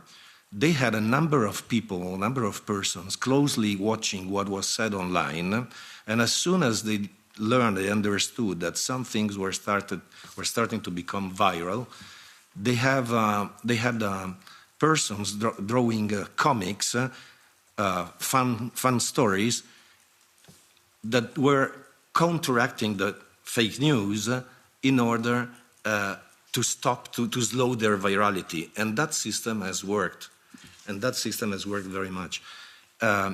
So the speed of the diffusion of the content is one of the levers. I spoke about the different type of regulations we had, if we talk in a bar, up to if you are the owner of a media. If you have a reach of 10,000, 20,000 persons, well, there is no issue. I mean, it will not have an impact. If you have an audience of 100 million people, then of course you have a different impact. And you might be subjected to different rules. Then we tend to consider that regulations happen to everything, everywhere in real time, but not everywhere. Why do we have to favor the fact that we guarantee freedom of expression of external forces that want to subvert our democracy in Europe? We could slow that content or reduce it by looking at the source. When we use Twitter or Instagram or whatever, they had a verification of the fact that persons are humans, because they require a phone number, and that is an indirect verification of the fact that there is a human behind the screen. A couple of days ago, 2-3 days ago, a student released some source code of open source on a way to discover radical users on Reddit and target those users with messages generated by AI. That source code is now available. And why on Reddit? Because on Reddit is born on the web, and it does not have a verification of the user, of the fact that there is a user. But we know much about the user. We know if there is a physical user because of the phone. We know where it comes from because of the IP address. When you try to access content outside of your region, you are blocked to that content because of maybe you come out from a VPN over a Tor exit node or a different IP address. So there might be a set of regulations that act on the speed. There might be envision a set of regulations that act on the speed and the scale of diffusion, and to ensure freedom of expression to European citizens, but introducing frictions from other state actors. Thank you. Now I give the floor to Mrs. Brodnik. Thank you. I would like to address most statements about the algorithm and why you cannot know why we don't get enough information. I think this is an important aspect. We have a lot of regulation in the EU for so many things. For example, when you go to the supermarket and you buy bread, like this pre-packaged bread, of course you will see all the ingredients. But if you would have the same, a similar regulation regarding bread as you have with algorithms, it would be like you would have a sentence like, our premium bread is made with water, flour, and other ingredients, for example, salt. And perhaps some other nice sentences, but you would not get a whole list. And just imagine, would you like to go to a supermarket and buy bread and eat it without really knowing what's going on there, what is in it, how it is at least to some extent prepared? I would not. And of course, you don't digest social media, but we as a society are dependent on the discourse on social media. For example, how elections are then being carried out, what people know about the world, etc. That's one thing. And this leads me to the word Ministry of Truth, because I think this is a very impressive phrase. Who wants a Ministry of Truth? Nobody. It's horrible. But I want, for example, a ministry or like some governmental bodies who protect me as a citizen. For example, that I know what kind of ingredients are in my bread, or that I know how algorithms are designed, and that I know researchers can look more closely at it. This is not that you know what is in your bread is also not a Ministry of Truth. It's consumer protection. So that's one thing I wanted to say. The second thing about reporting, I think it's one little thing I want to add, if this is of interest to you. When you report possible illegal content, it's very complicated, and then sometimes you get the feedback like we took the content down, or we did not see a violation. Mr. Brandstätter said in his case X did not react. For example, I did often have different experiences with X. Interestingly, they took it most of the times, if not all the times, down. So I'm wondering if you report it under the law, if they just try to take it down. I'm not sure. This is just speculation. But you can have different experiences. With Instagram, for example, I have the experience it's horrible. And then as a user, you can file a complaint with Instagram. You will have a second go. Instagram will look again at the content, which in my experience did never change anything. And then you can file a complaint with the regulative authority in Ireland. And that's it. And then it's over. And this, as a user, you feel very powerless. It's a very not a good experience. So we need to look really strategically what is going on there, and how to give users the experience that at least they get enough information, and to look also closer which platforms perform better and worse. And last thing about the question about algorithms and implicit versus explicit feedback. I think explicit feedback was also a bad system, but now, since we are moving towards algorithms who look at implicit feedback, this is worse. So yes, to some extent it would be perhaps better to go back to explicit feedback, but I don't think that will happen, because a platform that does that might have a disadvantage when it's trying to grab the attention of users. I think there is some research going on how to build better algorithms. Let me give you one example. A lot of this comes down to the word moral outrage, like you see content online and you're disgusted or you feel anger. And there are ideas that platforms should design systems where it's always the question, is their algorithm helping moral outrage? And to have, for example, a second algorithm who try to counterbalance it. So as you said, at the moment, those people who try to always make people feel moral outrage perhaps will have an edge. they will have an advantage. And this is unfair in politics because you will have perhaps parties which are prone to moral outrage, even in cases that are not so amazing or not so outstanding, it will have a benefit, will have an advantage. So there is research going on with recommendation how to build better algorithms. Just one last name, Molly Crockett is one of the psychologists looking into that. So you can build different algorithms. The problem is, I think platforms will not do that or they will not do it unless all the other big platforms also have to do it. Because it will be an economic disadvantage if I change my platform and make it less shrill, because the other platforms, which are more shrill, will have an advantage towards me. Thank you. Thank you. Now we have a second round of questions. Catch the eye, so please, colleagues, stick to 1 minute. And I start with Tomasz Dzikowski. Thank you very much. I think it was discussed here many issues. I spent it last week in Washington, D.C., and we openly discussed with Meta what we will do with anonymous accounts, because what is threatening our democracy is AI-generated content with anonymous account without any responsibility. And if someone threats me that he will kill me, I can survive. But if someone threats me that he will kill my children, and he will have this AI generatic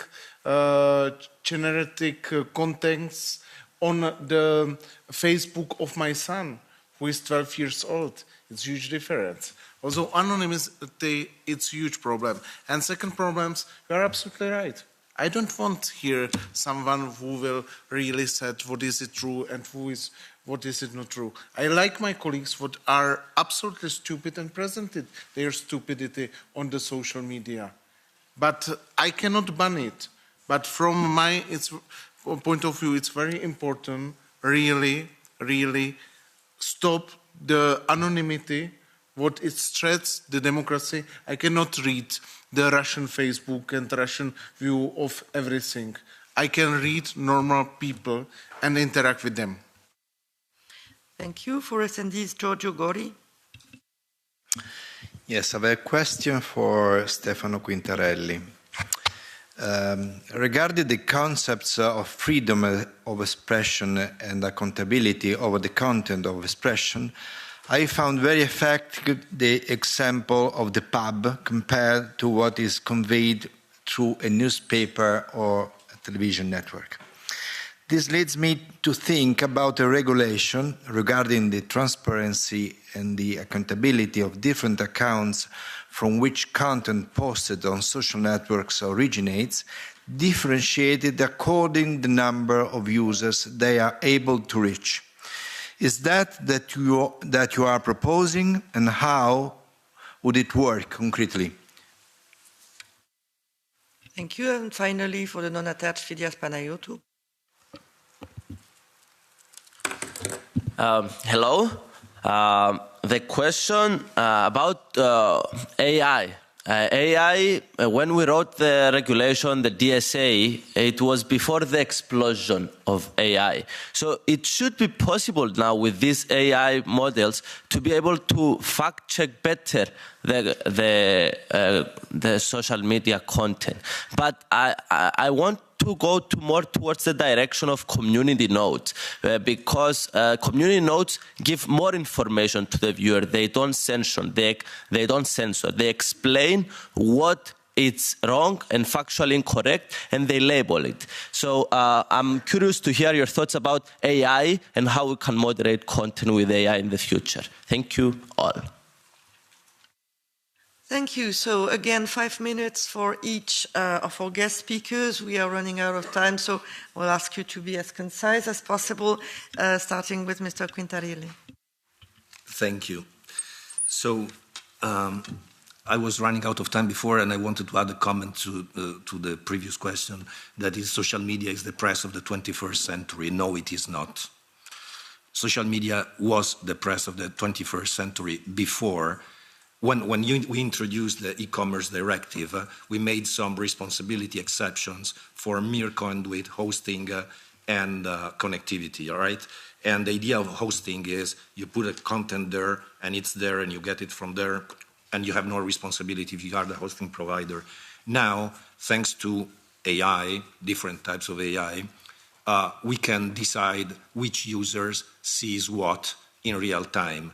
And as I said, intermediaries, the company we're invested in, knows their targets way better than their targets know themselves.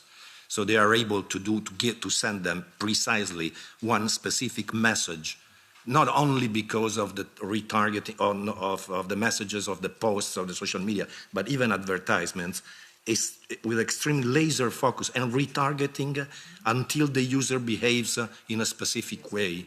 Okay, and that is not what press is. Press is fixed, is static, and it's the same for everybody. So here we have in the market of ideas, we have no longer a market, because a market is a place where you make matches. Now the markets are of a single person, and that's an issue, of course. About the AI-generated content, absolutely. AI-generated contents allow to target specific content to specific user based on the knowledge on the user. And this is done in hundreds of seconds, in 100 milliseconds. So it happens. But not only is the fact that we can use AI to choose the specific target that we want to address. Let's say in an election we can send specific messages to a mother with kids of a certain age, with a certain level of scholarity, and with all 1,300 data points of a person, okay, and then see how that person behaves afterwards, after I target with the message, until I get him or her convinced. So AI is, of course, an issue, and of course, when the DSA was introduced, the AI was not exploded yet. So we need to take into account AI. I propose a regulatory ladder. Yes, this is one of the possible lines of thought, at least. A regulatory ladder based on audience size, message reach. Why not? We can have that. And the source of the message, is it European or not? And if the sending user is willing to take responsibility of the message. As I said, we now have EUDS. We can have indirect means of identification of persons. So you don't need to tell that I am Stefano Quintarelli. I am user with token, a certain token, and that token can be reconciled to me by an authority in case there is a court order, and if I accept to take responsibility of the content, then that content should be free to flow.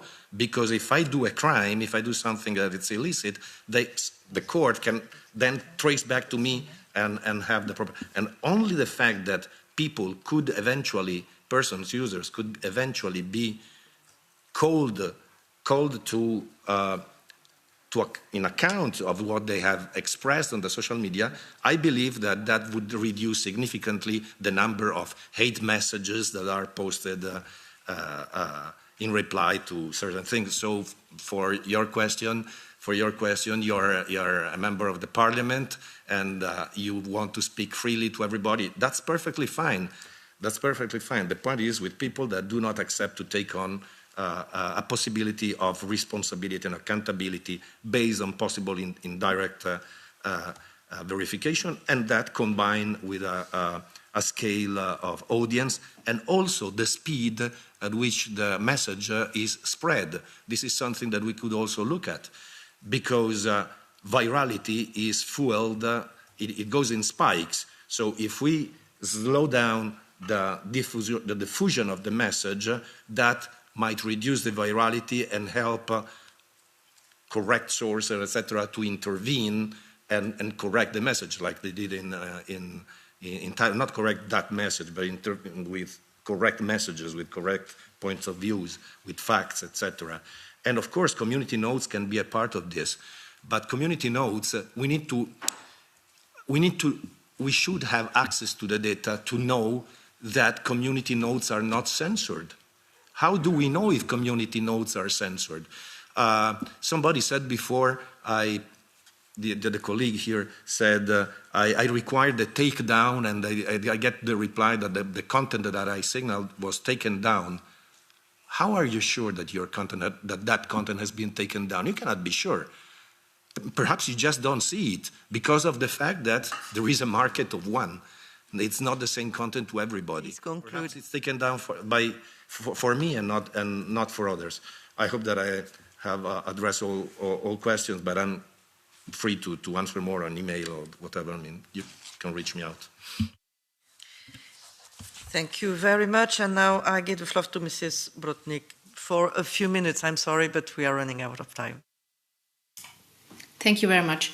Just quickly, I think the AI question is really interesting because, yes, AI can be a part of the solution, but one has to be aware of the limits of AI in its current state. For example, all the big platforms use AI in order to find problematic spam content. AI can be really helpful to have a first evaluation of the toxicity of comments. So, for example, you can have like flagging with AI, and then you often but need to have a human moderator to see, is this hate speech, or, for example, is somebody quoting hate speech to make people aware, other people aware of this content. So it is that if you have an AI without human oversight, for example, there is also the question of overblocking. Another problem with AI, we have more and more fakes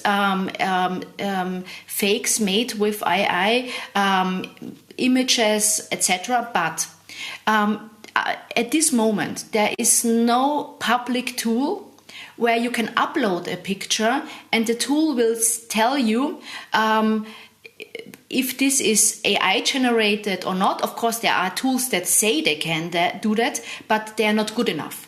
We have a lot of misinformation already where people say, oh, for example, one case in Germany, oh, this photo of a demonstration is fake.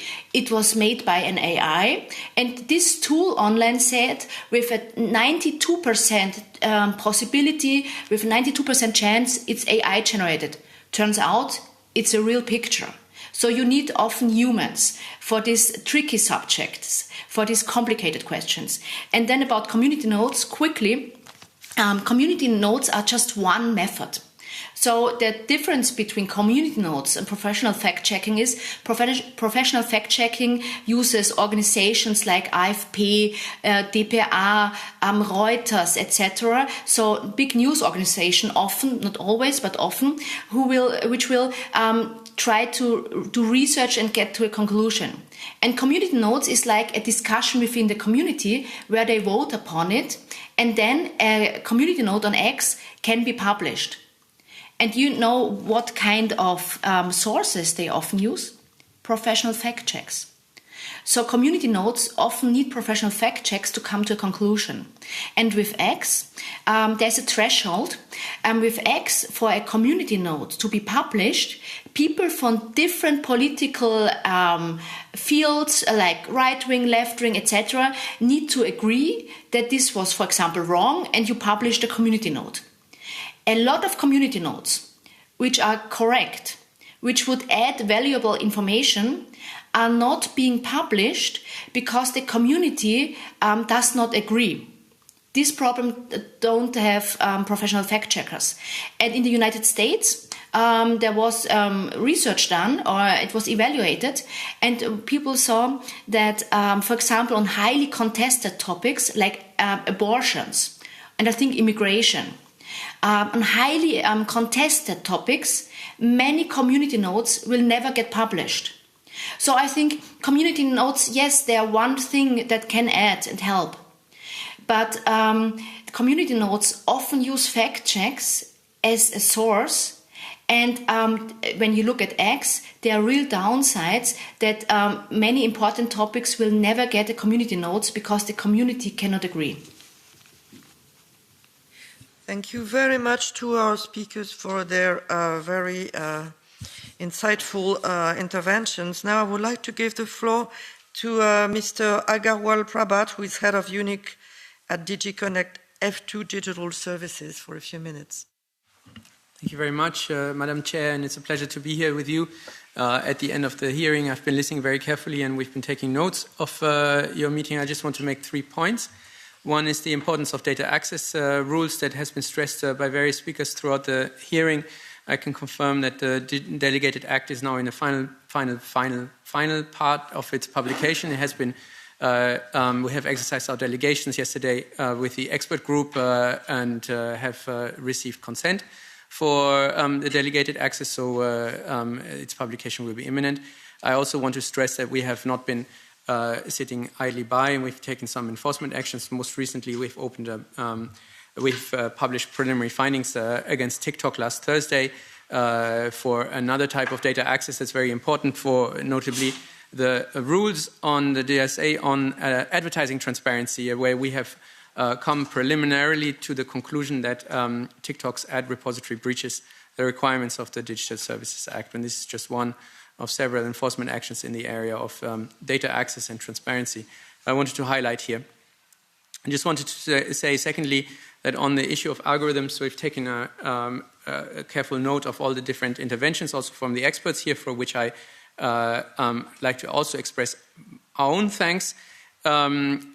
What I can say is that we are seeing in the work that we are doing, indeed, the transformation that has been described by several speakers of the increasing importance of artificial intelligence for the use and recommender systems and content moderation systems by the regulated platforms, notably the rise of transformer technology and a shift away from previous recommender systems, which were more technology which is more probabilistically based.